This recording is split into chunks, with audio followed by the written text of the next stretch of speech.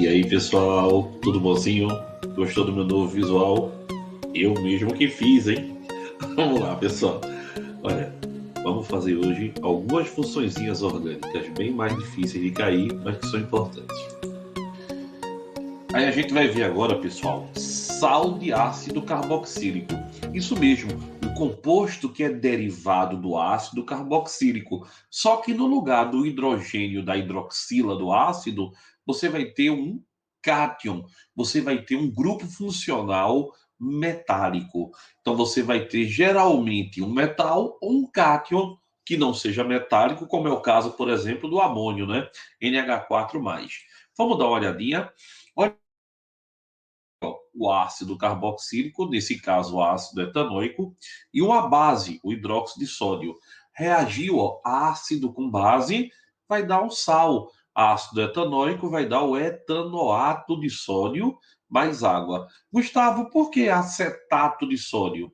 Porque o etanoato vem do ácido etanoico, que o nome usual dele é ácido acético. Então, pessoal, nome do ânion mais ato e o nome do cátion. É assim que eu vou formar o meu sal. Então, olha aí, ó. Etanoato de sódio. Aqui, ó, vem do ácido benzoico, benzoato de amônio. Olha aqui, ó. 1, 2, 3, 4, 5. Pentanoato de potássio. Pessoal, os sais orgânicos, eles são compostos iônicos. Não esquece isso, não. Agora, se o ácido que dê origem a esse sal for um ácido graxo, um ácido grande, aí você vai ter, sabe o quê? O sabão. Então, o sabão é um sal orgânico de ácido graxo. Isso mesmo, pessoal. A gente vai ter uma aula só falando de sabão.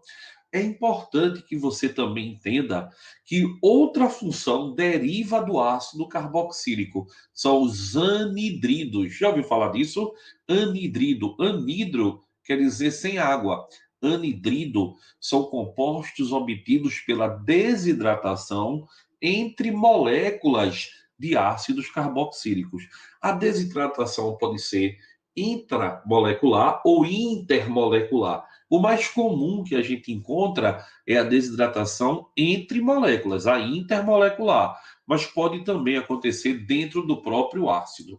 Então, olha aí, ó. Aqui eu tenho dois ácidos, vê que interessante, etanoico e etanoico. Então, vai perder água, olha aí, vai dar quem? O ácido etanoico ou ácido acético vai dar o anidrido etanoico ou o anidrido acético e liberar água. Olha aqui, ó, a quente na presença do P2O5. Isso é um caso de desidratação entre moléculas, então é intermolecular. Então, pessoal, nesse caso, olha que interessante, eu tenho um diácido. A desidratação é dentro da própria molécula. Então, pessoal, nesse caso, a desidratação é dentro da própria molécula intramolecular. O ácido fitálico dá o anidrido fitálico. Então, um processo de desidratação dentro da molécula. A nomenclatura do anidrido, a gente acabou de ver, né, pessoal? Ele deriva do ácido que o originou. Então, aqui, olha, você tem dividido de um lado e do outro dois carbonos. Então, é o anidrido etanoico. Aqui, ó, prop. Então, é o anidrido propanoico. Então, pessoal, aqui, ó, 1, 2, 3, 4. E do outro lado, 1, 2, 3, 4, 5. Anidrido, butanoico, pentanoico. Então, o anidrido sempre vem do ácido que originou. Gustavo, e tem algum anidrido importante? Tem. Olha aí, ó. Esse anidrido é bem importante. Aspirina. Os anidridos podem formar ésteres com fenóis, sendo úteis, pessoal, na produção do ácido acetil salicílico. Então, aqui, ó, o ácido salicílico, o anidrido acético em meio ácido vai dar AS, a aspirina, e ainda vai liberar o ácido acético. Importante reação. Enem adora isso, vestibulares adora esse tipo de reaçãozinha que é bem importante, né, para o dia a dia. Aleto de acila. Aleto. Aleto te lembra o quê, pessoal? Halogênio, família 17 da tabela periódica, ou 7A, né? Então, os aletos de acila também são derivados dos ácidos carboxílicos.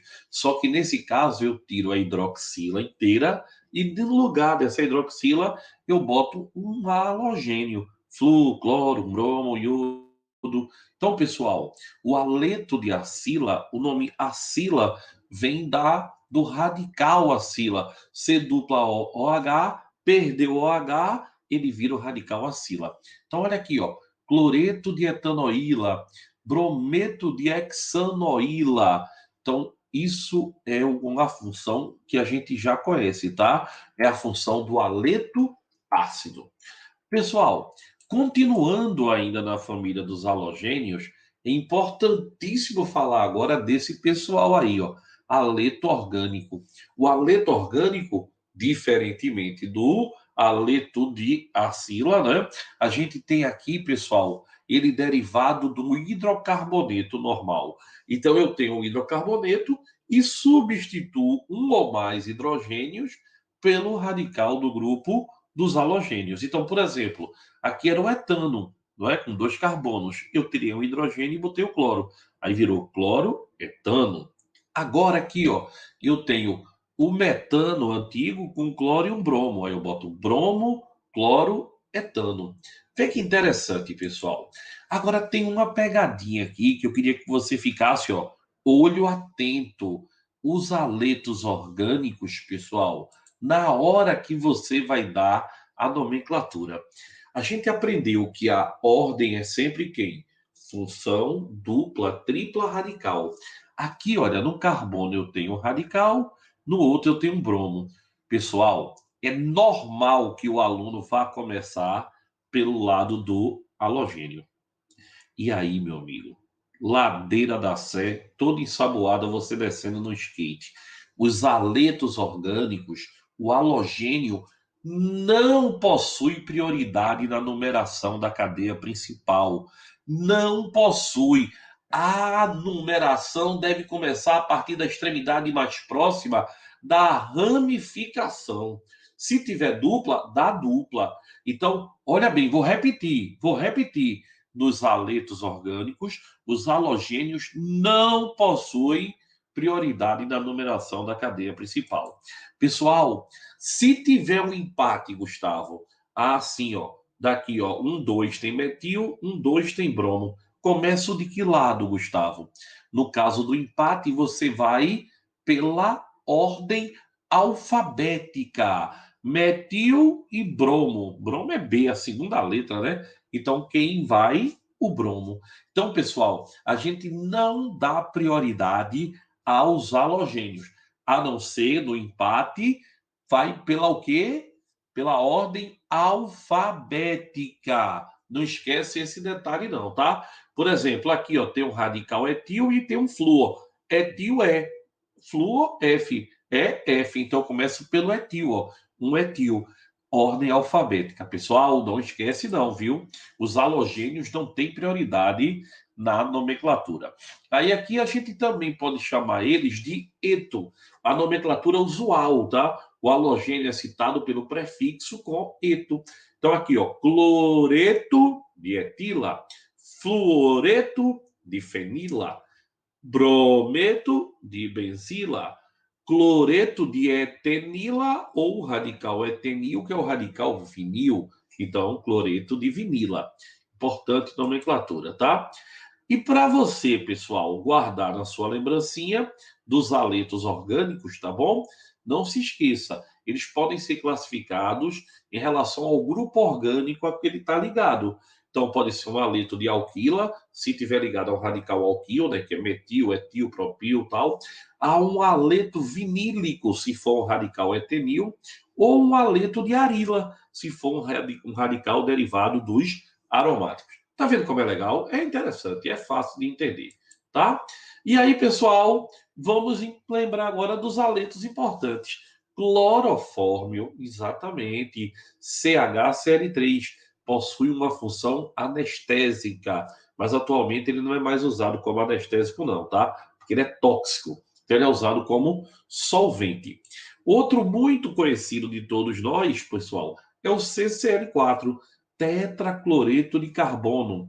Ele é usado como solvente industrial, tá? Mas ele também pode ser usado em outras funções.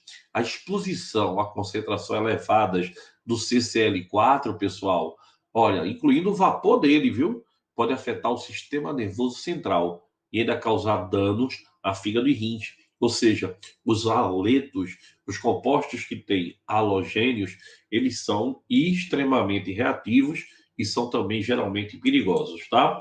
Então, pessoal, a gente tem aí, ó, um dos haletos mais conhecidos, né, da gente, eles têm uma função também que aí eles são usados como droga, infelizmente, né? O cloreto de etila pode ser chamado de loló. Loló é feito uma combinação de éter, clorofórmio, etanol ou acetona e uma essência para dar o cheiro, tá certo, pessoal? Proibido, porque para quem tem problemas cardíacos, isso aí pode ser, né, mortífero, tá bom? E um organoclorado, composto orgânico com cloro, que já foi muito usado, tá certo? Principalmente depois da guerra, é o DDT, tá? E o BHC, são os inseticidas clorados. Pessoal, são extremamente perigosos. O DDT, ele começou a ser usado como inseticida logo após a Segunda Guerra Mundial. Então, ele combateu as epidemias de tifo, de malária, e até foi extremamente importante naquele momento. Porém, pessoal, o DDT tem um efeito bioacumulativo no ecossistema. Então, ele vai se guardando ali no ecossistema, não vai sendo eliminado. Isso aí dá um problema seríssimo. A gente vai ver daqui a pouco. Ele é proibido na maioria dos países, tá? Pelo menos os países onde o governo se preocupa com a população. E aí, pessoal, olha aí o efeito bioacumulativo do DDT. Acho que isso vale muito a pena para você guardar. Pessoal, um exemplo desse efeito aconteceu em Bornéu, em 1960. Uma campanha da OMS de combate à malária usaram o DDT. Aí olha o que aconteceu. O DDT eliminou os mosquitos. E uma espécie de vespa que se alimentava de uma largata que habitava o telhado de sapé das casas, as casas bem, bem pobres, né? Então, sem as vespas, as largatas se multiplicaram e destruíram os telhados. Mas ainda piora. Os mosquitos mortos, pessoal, pelo DDT, foram consumidos por lagartixas. E essas lagartixas, como tem um efeito bioacumulativo, né? Essas lagartixas adoeceram e aí se tornaram presas muito fáceis para os gatos, que também morreram. Aí, sem o gato, o que aconteceu? Provocou a multiplicação dos ratos, que destruíram as plantações e ainda espalharam a peste bubônica. Isso aí, pessoal, é um dos grandes problemas quando a gente vê o maltrato com o meio ambiente, né? É um efeito bioacumulativo desse que a médio prazo pode causar danos irreversíveis para o ecossistema. E aí, para terminar, a gente vai falar dos freões, os clorofluorcarbonados.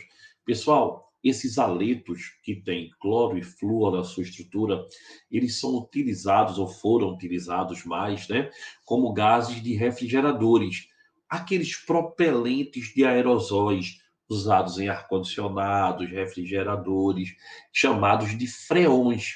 E todo mundo já deve ter ouvido falar que esses freões, eles destroem a camada de ozônio.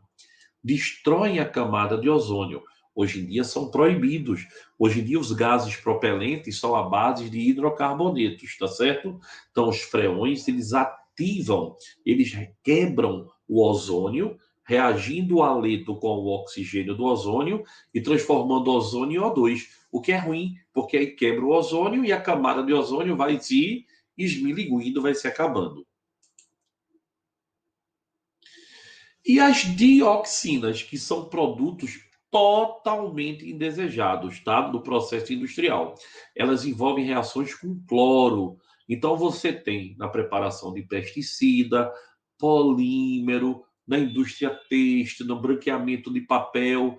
Então, pessoal, o que é que acontece? Além de ser produzido na incineração do lixo químico, do lixo hospitalar, do PVC, tubos e conexões, é um composto, pessoal, extremamente perigoso, porque a sua característica de ser lipofílico faz com que ele se prenda no organismo, não seja liberado no suor, não seja liberado na urina, não seja liberado nas fezes. Ele vai se prendendo, tem uma ação tóxica e mutagênica. É uma dioxina que também é um haleto. Então, pessoal, essas duas funções aí importantes, esses dois grupos de funções aí, são bem importantes. Espero que vocês tenham gostado, tá? Até a próxima, pessoal, e um beijão, se Deus quiser.